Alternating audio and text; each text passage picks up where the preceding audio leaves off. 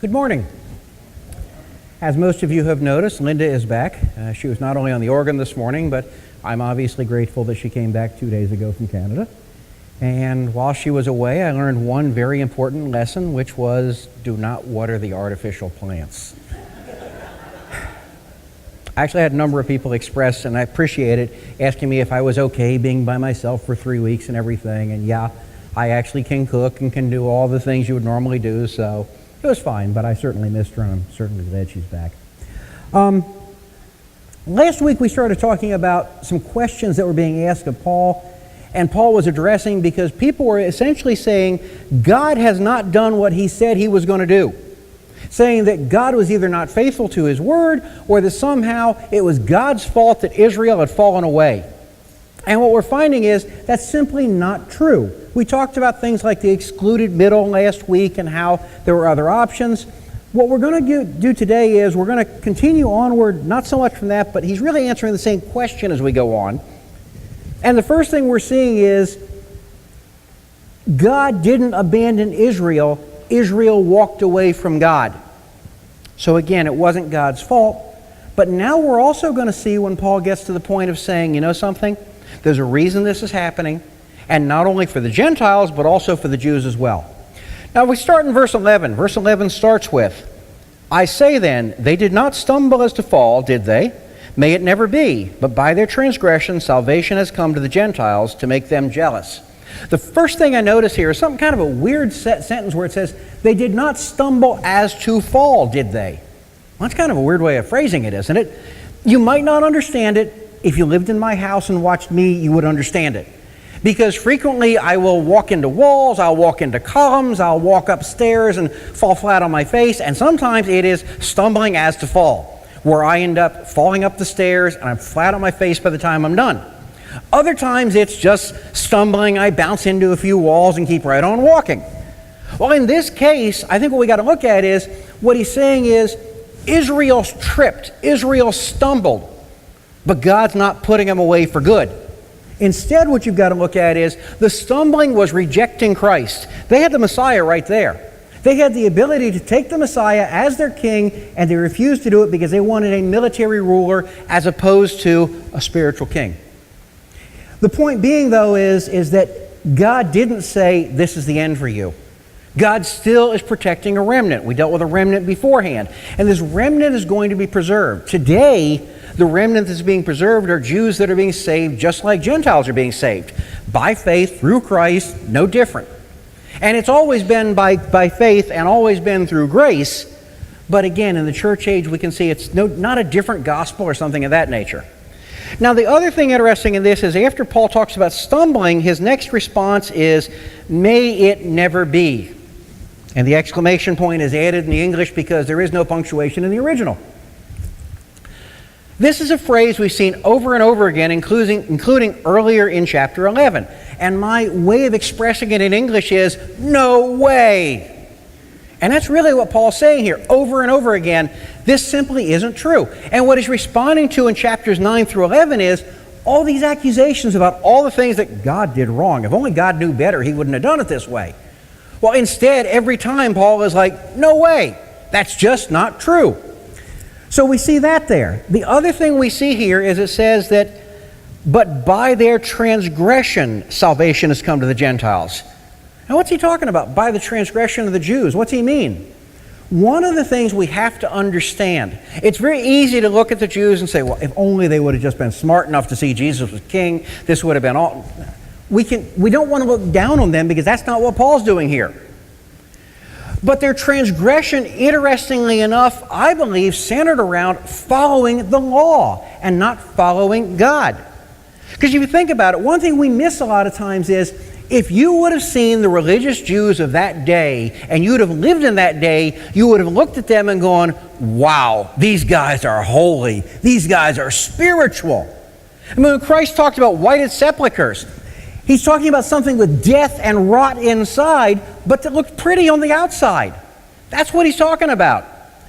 I don't know how many of you ever did Pinewood Derby when you were a kid, but when I grew up, I was a Cub Scout, and we would always do Pinewood Derby every year. And if you're not familiar with that, you start with a block of wood, And then you get out your whittling knife, your pocket knife, and you're told things like, do not whittle this way, whittle that way. I mean, you have instructions on that. Always put the knife and go away from yourself.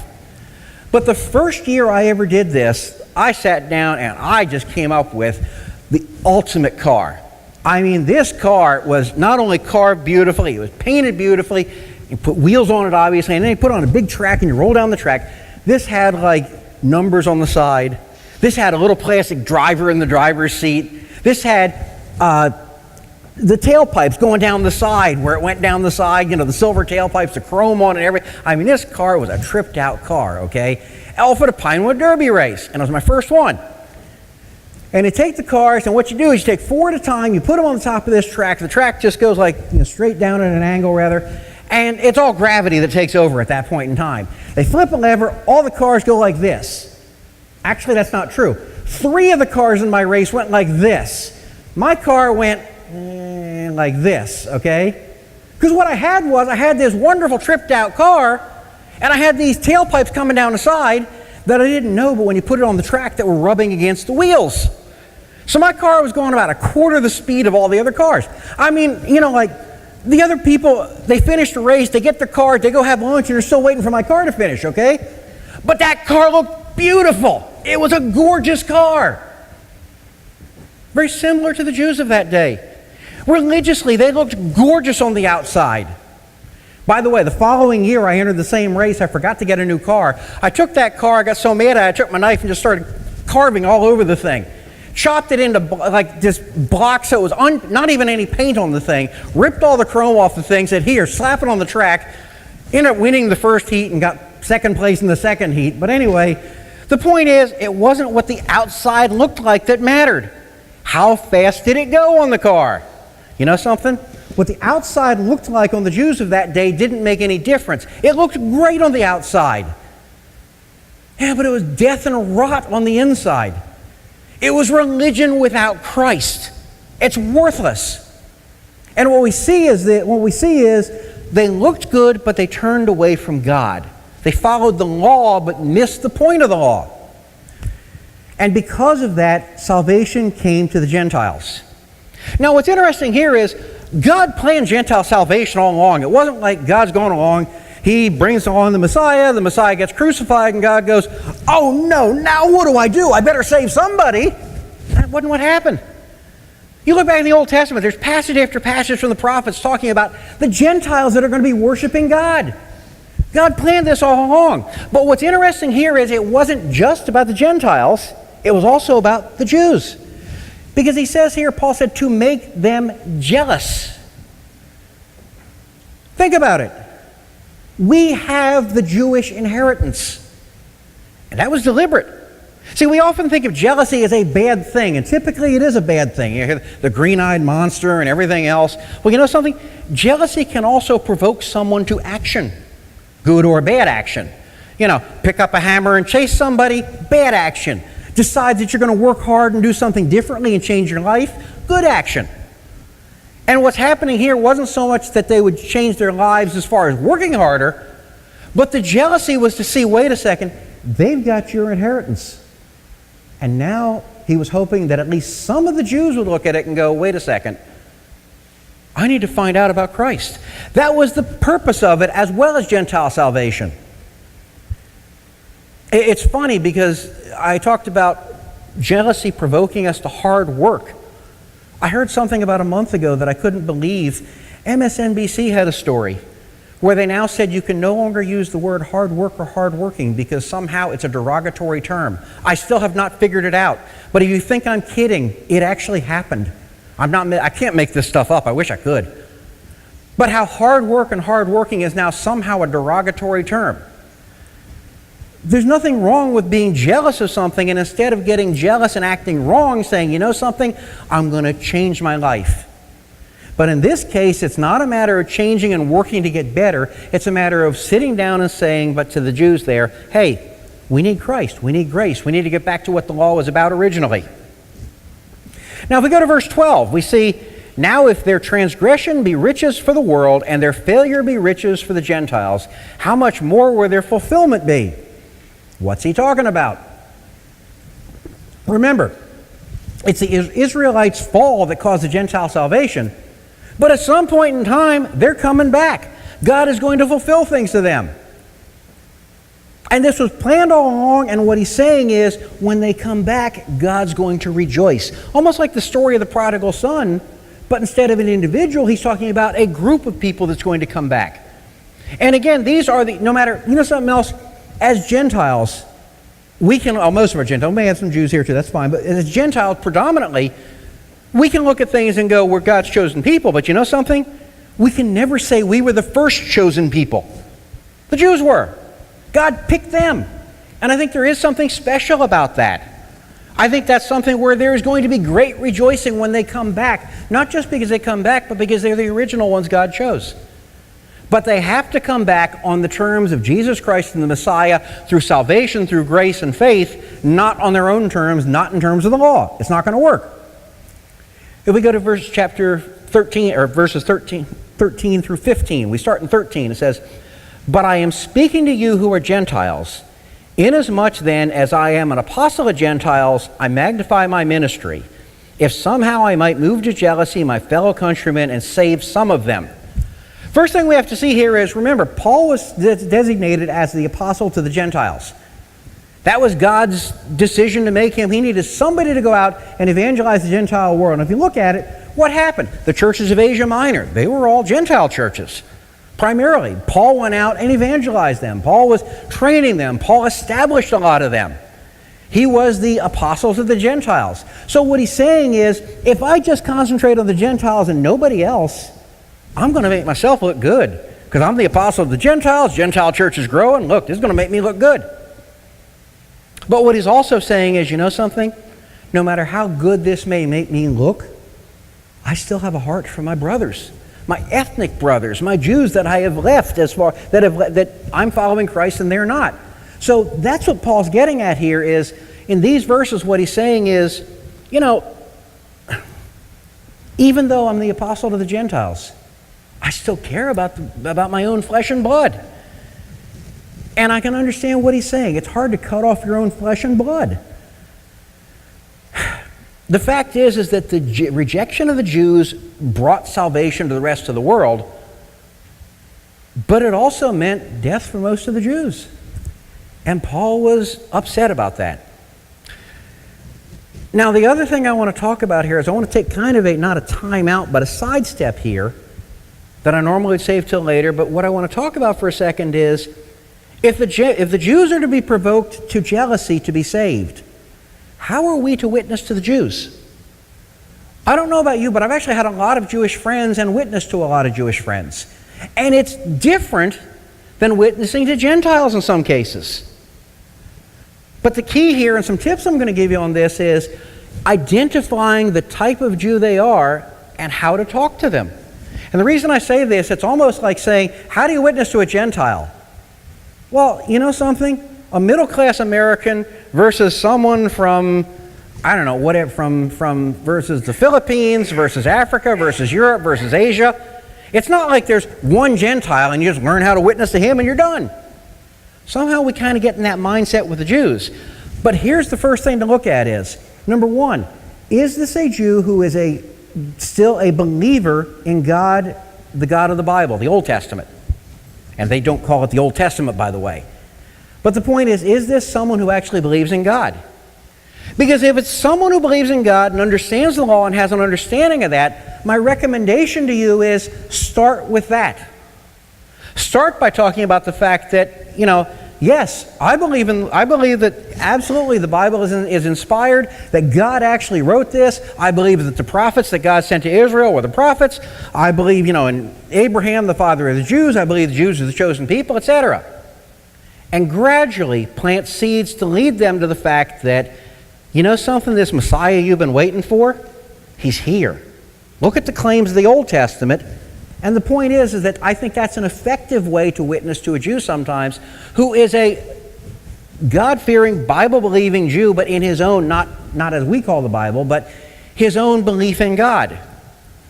On the other hand, we also have, I've had many Jewish friends who really, they're ethnically Jewish, but don't have a clue about the Bible. They really don't. I'm talking about the Old Testament for them. They don't have a clue about it. in those cases, I normally witness to them pretty much like they're a Gentile. Now, I might bring up about the chosen people or something sometime, but the point being is you kind of have to look and determine, what does this person know? Where's this person coming from? And when we're witnessing to Jews, and something else, just because it's tough to witness to the Jews because there's only a remnant left, doesn't mean we shouldn't be doing it. By the way, there have been some heretical preachers who have taught things like, the Gentiles today have one way of salvation, the Jews have another way of salvation. Well, gee, that'd be a surprise to the Apostle Paul. No, there was one way of salvation, period. And we shouldn't be afraid to witness to Jews in a loving, friendly way. I've had a lot of Jewish friends, and I think it's great to be able to share with, and especially when you hit somebody who actually understands the Old Testament and you can talk to them about it, and frankly, I've learned stuff from them.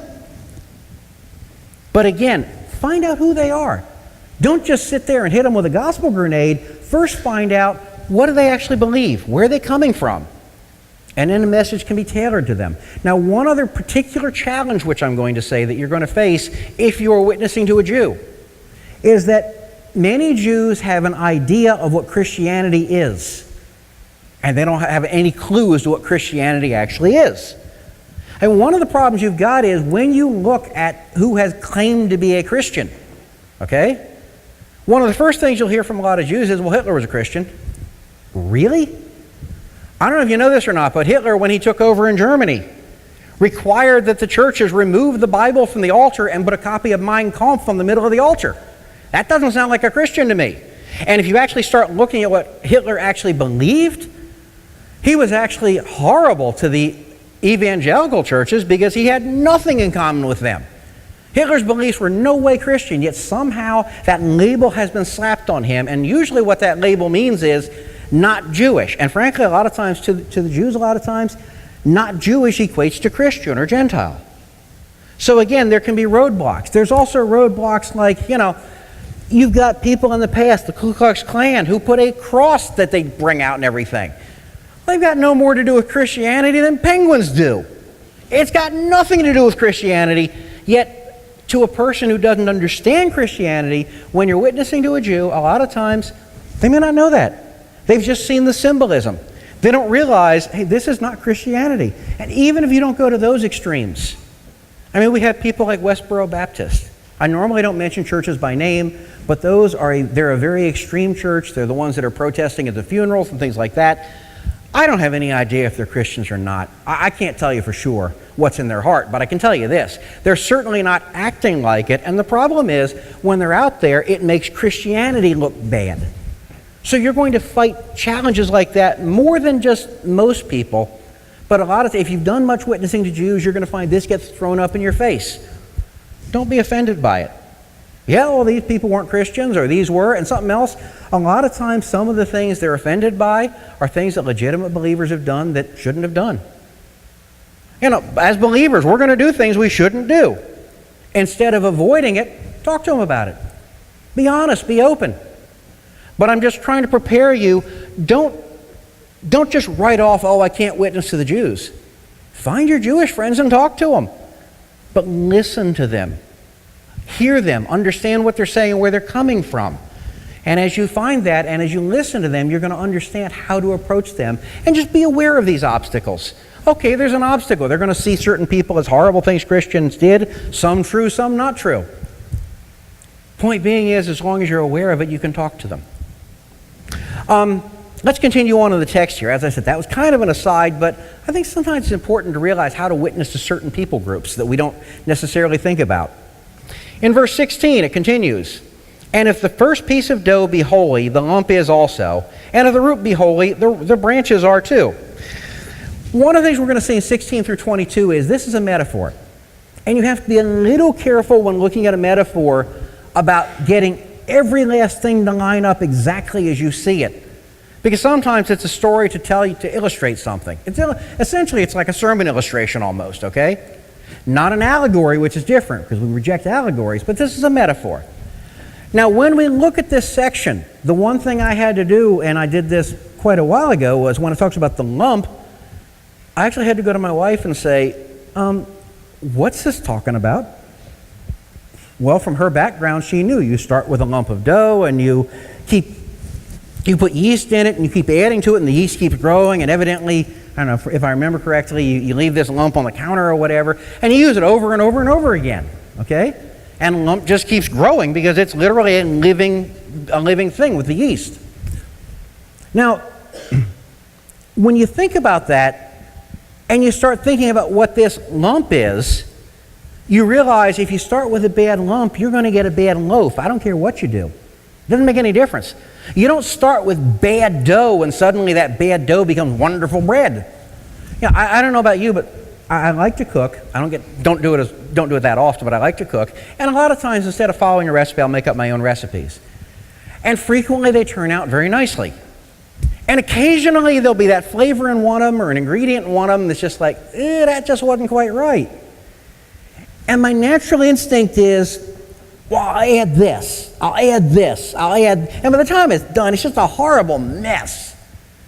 Sometimes when you put you put sour milk into a cake mix, throw it out, start over again, do a new cake, get new milk. It's that simple. Unless it calls for sour milk, but the point, and there are a few that do. But the point is that if you got bad ingredients to start with, you're going to have problems. It's also, like, if that doesn't ring a bell, think about a paint job. If you didn't do the prep work on those walls, I don't care if you put 500 coats of paint on there, it's not going to look right. You're still going to have dings on the wall, you're going to have plaster missing and everything else. The first thing you got to do, take it down to whatever you need to, patch it up, put the stuff on it, then after it's all sanded and ready to go, then you paint it.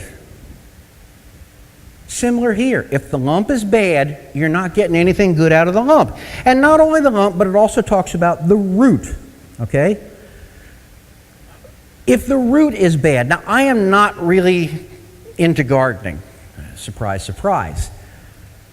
However, I've watched a little gardening, I've listened to Linda about gardening, I've learned from others about gardening, and one of the things that I found is that you frequently graft plants. Especially roses and things like that. You graft these plants on, and you take one plant and put it onto a healthy root so that the root will be strong. Because some plants, their roots, they're beautiful plants, but they're just not strong enough to survive on their own. Now, why is Paul talking about roots and lumps and all this stuff here? Here's the answer. Jesus Christ is the root. Jesus Christ is the lump. And if you don't have Jesus Christ at the center of your religion, I don't care what your religion or spirituality is, it's worthless, period. That's simple. Jesus Christ and the message, which is Christ came to pay for our sins. It's by grace through faith alone. He died for our sins as a propitiation. He rose from the dead, physically and literally. He is God himself. That's the message. That's what we're getting at here. And if you don't have that as the root, nothing else matters. You can have a wonderful religion, but a wonderful religion without Jesus Christ is worthless. It's death. And that's all it is. Now, if we continue looking in verse 17. Verse 17 says, "But if some of the branches were broken off, and you, being a wild olive, were grafted in among them, and became partaker of them of the rich root of the olive tree, do not be arrogant toward the branches. But if you are arrogant, remember that it is not you who supports the root, but the root supports you." First thing we have to see here is the natural branches are Israel. Those are the ones who were chosen by God originally. So if we miss that, we miss the metaphor. And God chose them. Second thing, if you think about it, is the Gentiles who now have salvation, the Gentiles by nature had no knowledge whatsoever of the law originally, had no knowledge of God, had no knowledge. I mean, they knew about a God that may have been worshipped or something, and they make little idols too and things like that. But go back and look at the history.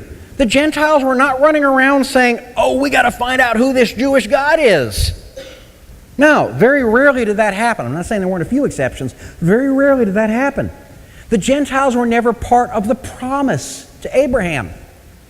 So essentially, as Gentiles, we have been grafted into this root. Now, the first thing you should know about also is it talks about us being the wild olives, the Gentiles being the wild olives. Wild olives were known for one thing, or two things actually, having branches everywhere and not bearing fruit. The energy went into the branches, not the fruit. So you can get olives from wild olives. You might get a few, but you're not going to get anything. You're not going to get anything you're going to want. It's the cultivated olives that produce the fruit. It's the natural, the cultivated ones that have been taken care of. So essentially what he's saying is, wild olives, which are you, has been grafted onto this good root. The point being, by nature, we don't produce fruit. Gentiles don't produce fruit. We don't know about God. We're not part of the promise. We don't have any of these things. On the other hand, once we've been grafted in, the root is Jesus Christ, all of a sudden, yeah, we'll produce fruit.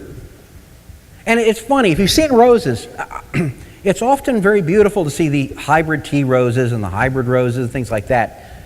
From what I understand, and from what I've seen in the past, they don't just sell you the hybrid rose just like it is and nothing else. They graft that rose onto the solid root of the wild rose because it's sturdier and because it's healthier. And the point is, in this case, we as the wild olives have been grafted onto Jesus Christ, essentially. And again, it's a metaphor here, so don't go into every little detail of this, but the point is that without Jesus Christ, our religion is worthless. We can be spiritual, but it doesn't make any difference. It also talks here about not being arrogant, which makes a lot of sense. I mean, think about it. It's very easy for us to kind of look down and say, oh, well, look, we got it and they don't now. That's not the point of this. If we continue in verse 19, verse 19 says, you will say, talking about arrogance again, you will say then, branches were broken off so that I might be grafted in. Quite right, they were broken off for their unbelief, but you stand by faith. Do not be conceited, but fear. For if God did not spare the natural branches, neither will he spare you. Behold then the kindness and severity of God to those who fell, severity to you, God's kindness if you continue in his kindness, otherwise you will also be cut off. If we look at verses 19 and 20, we see again, I don't believe God's talking about individual salvation here. I think he's talking about a group that's been grafted in. If you start taking these verses and saying this is talking about each individual, you run into problems because all of a sudden you have individuals gaining and losing salvation and going back and forth.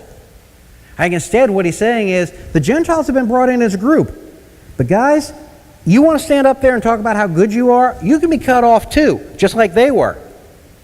And if you look in 21, it says, not sparing the natural branches. We are not better than the Jews. They were cut off, we can be cut off. And again, as a group we're talking about here. And again, when I say group, obviously I don't mean everyone in the group saved. Just as with Israel, something to remember. Israel was chosen, but not everybody in Israel is saved. It was only those who put their faith in the Messiah that were saved. So being chosen as a group doesn't mean that every individual is going to be saved. Now today, when God chooses us, yes, that's talking about individuals that are saved. But in this particular metaphor, he's talking about groups. And one of the areas we need to understand that is when we get to verse 22, because it says, behold then, the kindness and severity of God to those who fell, severely but to you. Let me go back to this. If we look at this, verse 22 raises two quick questions we've got to answer. The first question is, God is kind and severe. It kind of makes it look like God's responsible for the bad behavior, doesn't it? After all, if God's kind to some people and he's really, just a jerk to other people, well, isn't it really God's fault they act the way they do? Well, the first thing we've got to remember is no one deserves God's grace. Everyone is a sinner by nature. So the fact is that God's kindness is given by God because he chooses to do so. He is not under obligation to give kindness to everyone.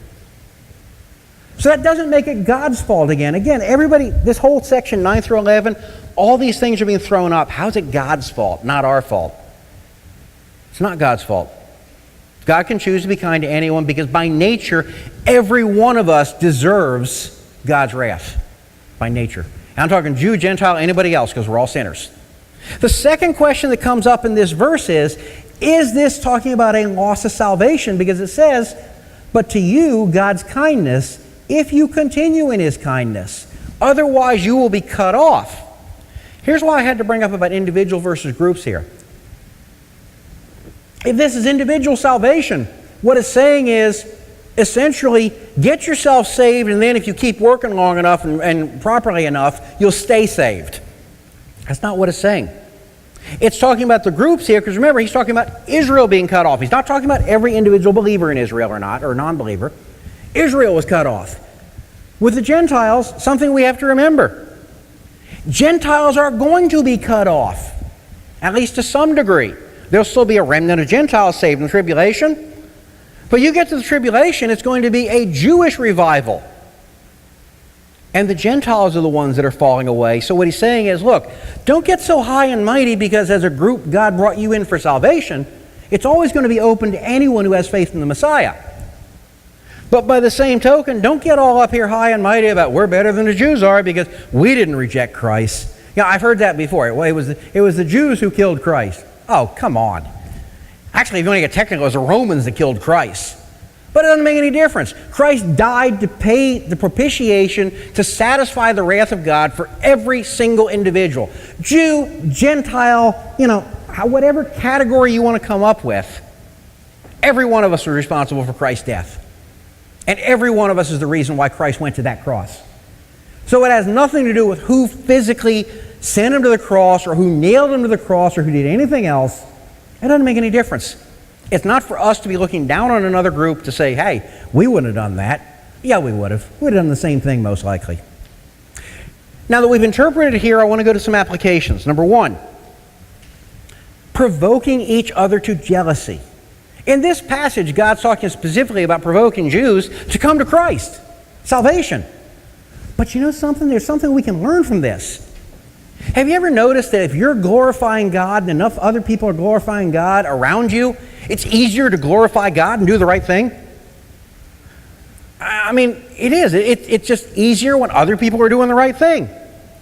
I remember many years ago, I spent, back when I was late teens, probably for about 2 years, me and a couple of friends would go down every Saturday, take the metro down, and we would set up an art board and start preaching at 11th and F in front of Woodward and Lothrop's, if you remember what that is in this area. And you know something? In those couple of years, I don't remember a single person coming to Christ. But you know what I did see? I did see seeds planted, but I saw something else. I had believers walk up to me and say, wow, if you can do this, I could be doing more to tell people around me about Christ. I was surprised how many believers actually came up and were actually convicted by the fact that they weren't doing enough to tell people about Christ. It was a witness not just to unbelievers, but to believers as well, because good works spur good works. By the same token, the opposite is true as well, not just in the church, but elsewhere. It's funny because every time I need a sermon illustration on the evils of man or something, it's almost like God just says, go for a drive, I'll give you some illustrations. The other week, I was on 197, and first I nearly got hit by a car that was texting and never even knew they had almost hit me. Okay, that's normal. Then I'm driving a little further, and there's cars speeding down the shoulder. Okay, well, I've seen that too. Then a car gets to a turn in the road, and literally as they turn, this pickup truck just takes a bag full of trash and just heaves it out the window. And I'm thinking like, you gotta be kidding. What's wrong with you, you little, I don't know, you sociopath or whatever? I don't know who the person was. I couldn't even see the person. But it's like, who would do that? But you know something? You know why you see that? Because other people do that. And I'm not talking Christians here. I don't have any idea if this person's Christian or not. But the point, I'm hoping it wasn't a witness for Christ, to be honest with you. But the point is, when you see people tossing trash into the street, it's a little more natural to toss trash into the street. And if everybody's doing it, all of a sudden, no big deal. I mean, it's funny. In my neighborhood, I look around and I'm thinking like, Linda and I, we are like the last two people in our neighborhood to stop for stop signs anymore, or even know what they are, I think. I mean, it just, right through every one, especially on the side streets, okay? But think about it. If everybody were stopping for the stop signs, it'd stand out. And not only that, the police would be able to sit there and pick off well, you didn't stop. On the other hand, when nobody stops, it's just the way it is. Now that's an example from the world, but you know something? When we in the church start acting like the world, we're going to discourage other believers from glorifying God and following God. How we act doesn't just affect us and God and even unbelievers. It also affects the believers around us. Not only that, if you're going out to witness, if you're going out for visitation, if you're going to come to a Bible study, whatever. Do you know how lonely a Bible study is if you're a teacher and there's nobody there sitting in the class? Or, one person shows up, and if that person, I'm glad they're there. But if one person shows up and you go, this is going to be boring or whatever. But if nobody shows up, what's the point of it? You know something? If we go out as groups and do things, if we encourage other believers, hey, I'm going to the Bible study, you come to the Bible, things like that. Are you going to Sunday school? You know something? Sunday school, we have training where we go deeper than we do here, and we learn and study the Bible, and it's open to everybody, not just in this church, but anybody else who wants to show up at it. We get a number of people there, but we get an awful lot of people who don't show up too. But the more people that are involved, the more it will spur other people. And I'm not just talking about activities. Live a godly life. Live a life that our goal is to glorify God, period. Everything fits under glorifying God for a believer. You find that from Ephesians chapter 1. And the point is that as we do that, we're going to encourage other believers around us without even trying to. And as we turn away from that and act like the world, we're going to do the same thing and turn other believers away from us as well. The next thing I want to look at is that God turned his back on Israel, but by application, I shouldn't say, God turned away from Israel temporarily. He's going to restore them. But God can turn away from churches as a group. I think there are a lot of people today in the world that are in churches where the church as a whole is dead, period. Dead as a doornail, just as dead as if you were going to anywhere else in the world. When I look back at my relatives and where I came from, I have a number of different branches of the family. I've done genealogical tracings for actually some of the oldest branches, a little over 2,000 years. The point being is, if I go back several hundred years, what I find in Pennsylvania is a lot of my relatives came from the Reformed Church. I didn't even know what the Reformed Church was when I first started studying this 30, 40 years ago. But a lot of my relatives come from the Reformed Church, which was actually a pretty decent gospel-preaching church back then. Probably a different form than we're used to, but a pretty decent gospel-preaching church. Well, the Reformed Church eventually turned into the United Church of Christ. United Church of Christ is a dead church. I'm not talking Church of Christ here. There's a lot of variance here, so be careful. United Church of Christ. And what you're going to find is that's a church that basically has just turned completely... I don't even know why they meet on Sunday mornings other than socials. And I will never forget, and again, this is my own family history that's what bothered me. I will never forget finding a United Church of Christ church up in Massachusetts that on on their off days rather, was making their sanctuary available to witches so they could meet there and hold their meetings in the church. Now, I'm not saying all the UCC churches are going that far, but that's how far that church has fallen. I don't think God is working in that church. You may find individual believers in it, okay? But God can turn his back on a church. And I think some of our mainline churches, maybe not the whole thing, but a lot of them, God's just saying, fine, you want it, you can have it. You can go your own way. How many of these churches do you know that reject inerrancy? How many of these churches that reject the resurrection? Oh yeah, Christ is a good spirit or something. He didn't physically rise from the dead. How about salvation through grace alone? Yeah, you start getting down to this and finding out, you know something? A lot of these churches don't really believe that anymore. And they may even have it in their doctrinal statement. But having it in their doctrinal statement and practicing it are two different things. They're falling away. And one thing we forget, look at the end times. If you look at Revelation, you look at Matthew, look at the various prophecies, the end times is the tribulation, for example, I think is going to be a very religious time. What do you mean religious time? There's going to be all kinds of garbage going on there. God striking people dead, the earth churning apart, everything else. No, it's going to be religious. I didn't say Christian, I said religious. Now, we are going to have the great witnesses, don't get me wrong, but there's going to be, it appears to be, an organized religion that's supporting the Antichrist, or supporting the beast as well. And I think we're going to have a one-world religion. Again, worthless without Jesus Christ. Many of our churches, we're not in the end times yet, at least not the final end times, But many of our churches, they're in a headlong race to get there because they're rejecting core doctrines that we believe in, like the resurrection. You cannot reject the resurrection and be called a Christian anymore. It's that simple. Can't do it. You cannot reject salvation by faith, by grace, and be a Christian. You can't do it. It's that simple. Yet many of our churches are doing that. Now, let me go in the other direction here for a minute, because I'm talking about God rejecting and set aside churches as a group. God cannot and never will turn his back on one of his children. Once you're a believer, I don't care what you do in your life, the Holy Spirit indwells you. The Holy Spirit seals you. You become a new creation, which is literally the Holy Spirit joining with you. That cannot be undone. Not only that, if we look at John 1:12, it says that Christ came so that we may become sons or children of God. That is a new relationship that's formed. That's not something that can be undone. God can't unadopt us. So on a group level, God can say, that's it, I've had it. But on an individual level, if you're a believer, there's no way in the world you can lose it, period. You're indwelt, you can't lose it. Remember, it's Christ's righteousness, not your righteousness. So what are you going to do that'll screw up Christ's righteousness? Now, I will say this, if you're a believer, God can discipline you. Not fun. But he can do that. But he won't turn his back on you, and he won't take his wrath out on you.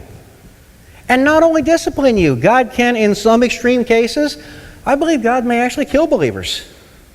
I got to get you out of the way. This is not the witness I want. It's like those times when you see a guy, doing 90 miles an hour up the shoulder, and you see a little fish on the back of his truck or his car, and all you can say is, I wish you hadn't put that fish there. I think there are times when God finally says, I wish you weren't doing that, and just has to take a believer home. It's not the norm, but I think it happens. But he still doesn't take his wrath out on the believer, and the believer still doesn't lose his salvation. Boy, that's comforting. That relationship is established and cannot go away. It's unbreakable. Not only that, if you are a believer sitting here today and you've done something in your life or things in your life, and you're saying to yourself, boy, if he only knew what I did, he wouldn't even be saying this to me because what I've done is so rotten. Oh, you mean like a guy who committed adultery and then murdered the husband of the woman he committed adultery with so that he could have her, right? You mean like King David, who God called a man after God's own heart. He did wrong, but he turned around. You mean like somebody who would go out and with Jesus Christ right there on earth, deny Jesus 3 times in one night? Oh, you mean Peter? You mean like somebody who would stand in the court of Pharaoh and stand in other courts of the kings and lie about who his wife was? Oh, you mean Abraham instead of trusting in God? It wasn't that these people didn't sin, and sometimes horrible sins, but it was that they turned around, they repented. Repented literally means turning away, that they repented and came back. That's the key. There's nothing you have done that can stop that relationship, and there's nothing you have done that you can't repent of and say, I'm going to straighten this relationship out. I'm going to come back and glorify God and do what God wants me to do. Nothing. I don't care what you've done. Now, if it's horrible enough, you may end up glorifying God in prison for the rest of your life or something like that. I hope not, but hey. But wherever you end up, you can glorify God and turn back to Him. Now, one other thing I want to hit here briefly is that in the end, God will restore Israel. Now, let me say why that's important.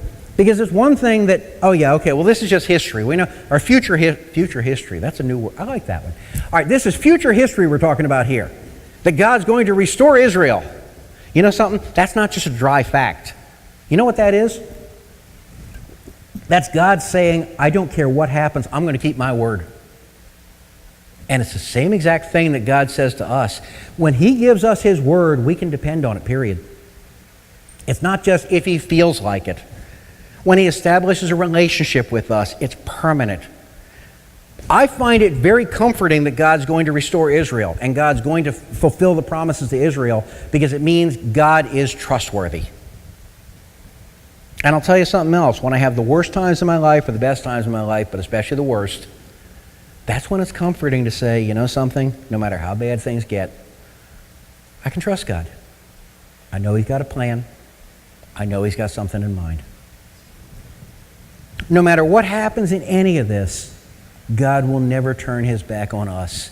If you remember nothing else from this message, remember, if you're a believer, God will not turn His back on you. Maybe the most important thing we've spoken about this morning. Let's go ahead and close in prayer.